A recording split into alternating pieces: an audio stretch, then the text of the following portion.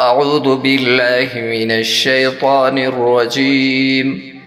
بسم الله الرحمن الرحيم.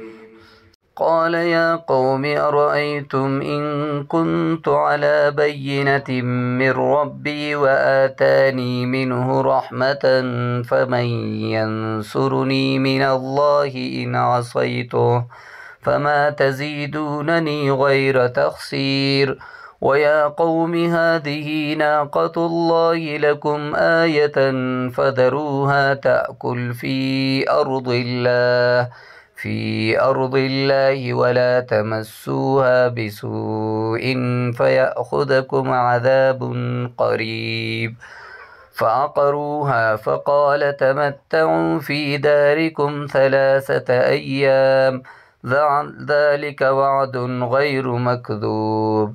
فلما جاء أمرنا نجينا صالحا والذين آمنوا معه برحمة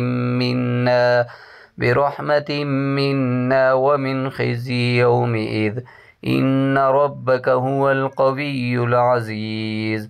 وأخذ الذين ظلموا الصيحة فأصبحوا في ديارهم جاثمين كأن لم يغنوا فيها ألا إن ثمود كفروا ربهم على بعدا لثمود.